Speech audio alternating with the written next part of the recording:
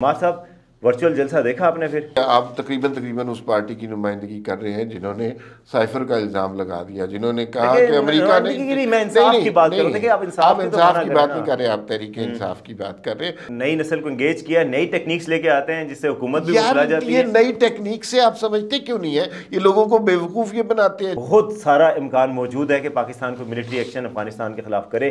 आपको पता होना चाहिए कि ये जो एक्शन है ये कोई अचानक नहीं होना, ये मुसलसल हो भी रहा।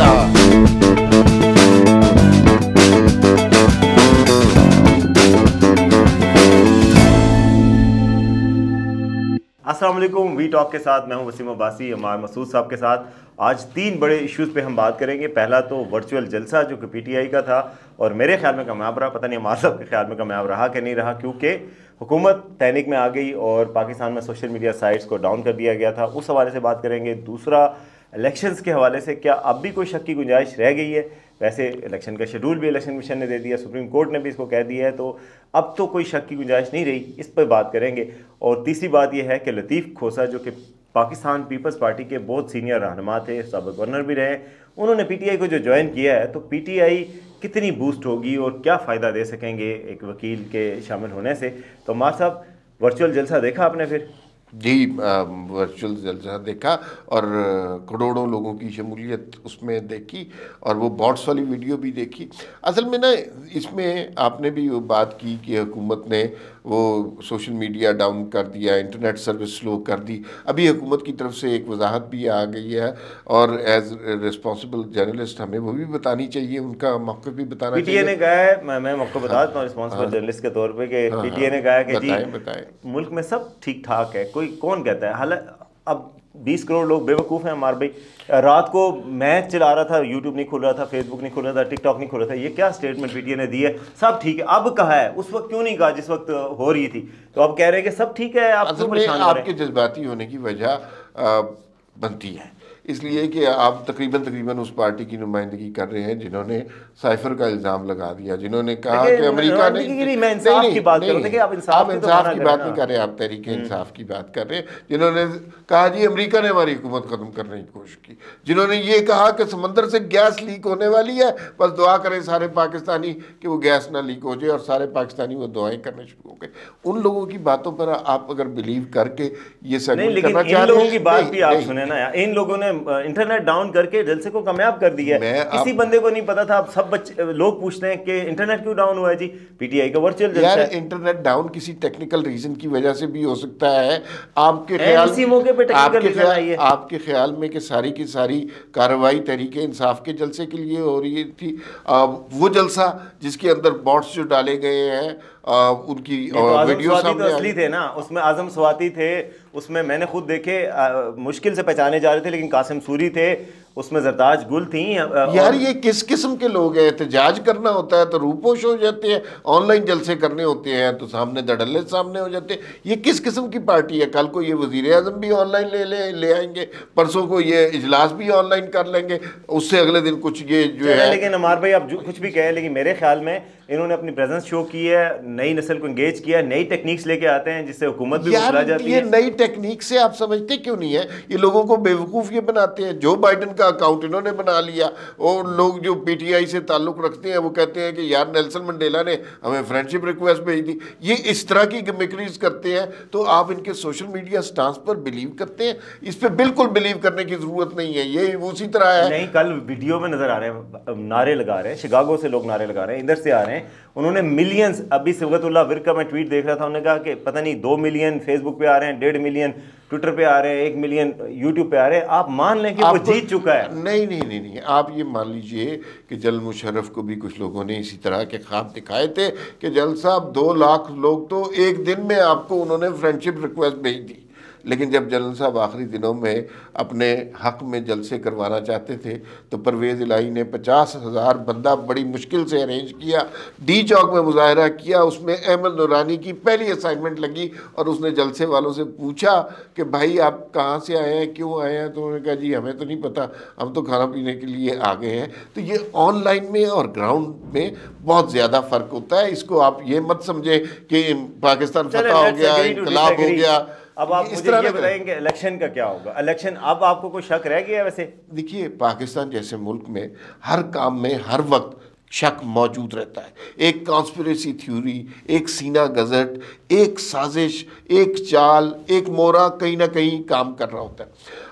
अब जब ये अभी काजी फाइज ईसा वाला फैसला नहीं आया था, उस वक्त आपको पता है कि सारे ये कह रहे थे कि पॉलिटिकल पार्टीज चूँकि तैयारी नहीं कर रही, नवाज शरीफ को भी पता है, इस्टेब्लिशमेंट को भी पता है, इलेक्शन कोई नहीं आ रहे। फिर लाहौर हाई कोर्ट का फैसला आया तो लोगों ने कहा देखें हम कह रहे थे।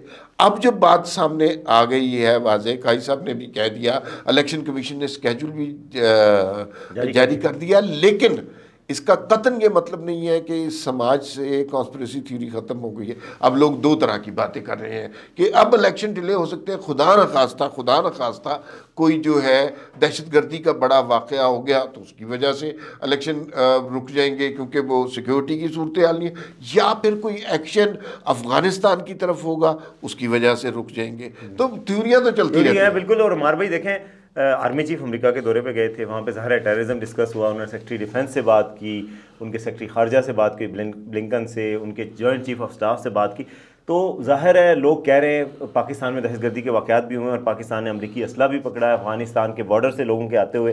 तो ये बहुत सारा इम्कान मौजूद है कि पाकिस्तान को मिलिट्री एक्शन अफ़गानिस्तान के ख़िलाफ़ करे, और अगर वो करे तो फिर एक लेजिटिमेट रीज़न इनको मिल जाएगी कि इलेक्शन को थोड़ा सा डिले किया जाए, महीना डेढ़ महीना या कुछ। आपको वैसे मेरे ख्याल में आप जहाँ दीदा सहाफ़ियाँ आपको SPR की बीट भी करते हैं, आपको पता होना चाहिए कि ये जो एक्शन है ये कोई अचानक नहीं होना, ये मुसलसल हो भी रहा है। मौजूदा जब हम बैठे हुए इस वक्त भी हो रहे हैं, उसका कैनवस शायद बड़ा हो जाए करके, लेकिन क्या उसका ताल्लुक एक ऑनगोइंग एक्शन है, उसका अगर कैनवस बड़ा हो जाता है, क्या उसका ताल्लुक इलेक्शन से बनता है? क्या पाकिस्तान के लोगों की जो मुरादें हैं वो, या जो उनके ख्वाब हैं, या उनके जमहूरी हक हैं, उसको रोक कर ही आपने एक्शन करना है? नहीं, लेकिन देखें अगर पाकिस्तान से अफगानिस्तान की सरजमीन पे कोई एक्शन होता है, चाहे वो मिसाइल की शक्ल में हो, ड्रोन्स की शक्ल में हो, किसी तरह, तो फिर तो एक इंटरनेशनल सिचुएशन बनेगी ना, फिर रिस्पांस भी उस तरह का होगा। अभी जो एक्शन हो रहा है पाकिस्तान के अंदर ही टेररिज्म के खिलाफ एक्शन हो रहा है, उस सिचुएशन में, हाँ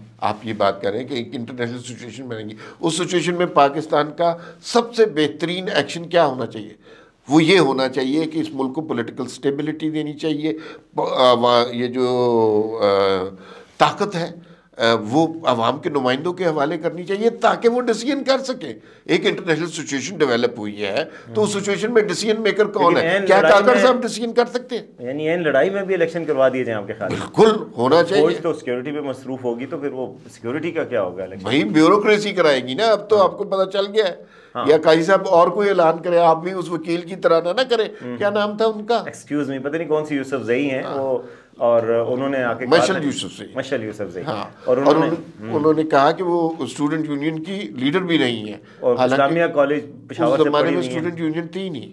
चीफ साहब ने उनको जो कहा, वैसे इनका वर्चुअल जलसा आप डिफेंड कर रहे हैं। नहीं, बात ये कि वो तो वर्चुअली नहीं आई, वो तो फिजिकली आई और उन्होंने बात की और सारों की गर्दनें मुड़ गई वहाँ पे। और उन्होंने बकायदा, लेकिन खैर मैं समझता हूँ कि उनका एक्शन इसलिए ठीक नहीं था कि देखें वो उस कोर्ट की वकील भी नहीं थी और वो इस स्टेज पे बोल रही थी जब ऑर्डर डिक्टेट किया जा रहा हो, तो उस स्टेज पे कभी कोई नहीं बोलता। कोर्ट का एक डेकोरम होता है, वो अब बहुत अच्छी बात है कि हम ये तो बात सही होगी, मैं खुद ही कह दूंगा। नहीं, आप नहीं कहेंगे वो, इसलिए कि आपने उन्होंने अचीव क्या किया? उन्होंने 10 सेकंड की अटेंशन अचीव की सोशल मीडिया पे उस खातून के कौम की बेटी कह दिया, कौम की बेटी और पता नहीं कौम की वालदा मोहतरमा जो भी है, लेकिन वो उन्होंने इस तरह कर दी। बस वो अटेंशन, ये सोशल मीडिया गेम है, ये आपकी ऑनलाइन पार्टी है और ये उनका पावर शो है। लेकिन दूसरी तरफ आपकी गवर्नमेंट है, इंटरनेट बंद कर दिया। हमारी गवर्नमेंट नहीं है, काकड़ साहब की गवर्नमेंट है। लेकिन काकड़ साहब की गवर्नमेंट और ऑनलाइन पावर जलसे से बेहतर है कि हम डिस्कस करें कि लतीफ़ खोसा साहब को क्या हो गया। अच्छे खासे जियाले थे, इतने जियाले थे कि ये इन्हें गवर्नर पंजाब बना दिया। और गवर्नर पंजाब में इन्होंने बहुत, इनकी एक रक्स वाली वीडियो भी आई थी जो कि बहुत अच्छी बात है, मैं उसको नहीं कर रहा, रक्स करना चाहिए बंदे का, लेकिन उस तरह नहीं करना चाहिए ना। गलत हुआ था। अच्छा, लेकिन देखे रक्स जंजीर पहनकर भी किया जाता है। हाँ। और आजकल वो जंजीर पहन के कर रहे थे उस जमाने में।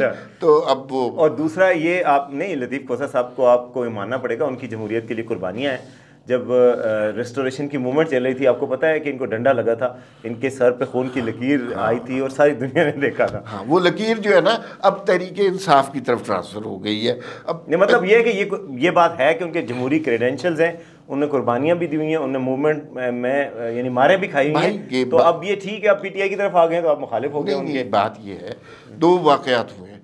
पहले जरदारी साहब ने कहा लतीफ़ खोसा से हमारा कोई ताल्लुक नहीं है, और लतीफ़ खोसा सबसे ज़्यादा वफादार आदमी है आसिफ जरदारी के। दूसरी बात यह है कि लतीफ़ खोसा ने वो जो है मफलर पहन के तहरीक इंसाफ, लेकिन एक थ्योरी ये भी चल रही है कि जरदारी साहब ने इनको प्लांट किया पीटीआई में। हाँ। और पीटीआई में बाकायदा ये एक मिशन पे है, क्योंकि ये जरदारी साहब के इतने करीब हैं, ये कैसे गद्दारी कर सकते हैं। आपको पता है जरदारी साहब से बहुत कम लोग छोड़ के जाते हैं, क्योंकि वो लोगों को काबू रखने का गुर जानते हैं, बर्दाश्त है उनमें। देखें आप, लतीफ़ खोसा साहब इतनी तारीफें करते रहे पीटीआई की, जरदारी साहब ने उनको नोटिस तक जारी नहीं किया। लेकिन पीटीआई के अंदर से सवाल ये है कि लतीफ़ खोसा पीटीआई के अंदर से खबरें कौन सी निकालेंगे कि ऑनलाइन जलसे में कितने करोड़ लोग आए, कितने बॉट्स डाले गए। खबरें की बात नहीं है, वो पार्टी को देखें जिस तरह पहले पार्टी में गौहर साहब आए, वो भी उस पार्टी से। हैरत नहीं आपको हो रही कि पार्टी आहिस्ता आहिस्ता रंग बदल रही है और उसमें से पीपल्स पार्टी निकल रही है पीटीआई से। हाँ, और वो सारे लोग जिनका तहरीक इंसाफ से कोई ताल्लुक नहीं था, तहरीक इंसाफ के चैंपियन बनते जा रहे हैं। लेकिन तहरीक इंसाफ हमेशा से ऐसी रही है। 2018 के इलेक्शन में जो लोग आए, क्या उनका ताल्लुक तहरीक इंसाफ से था? उस्मान बुज़दार का ताल्लुक कोई तहरीक इंसाफ से था? ये बड़ी लंबी बहस है। फिल वक्त इतना ही, फिर मुलाकात होगी। अल्लाह हाफिज़।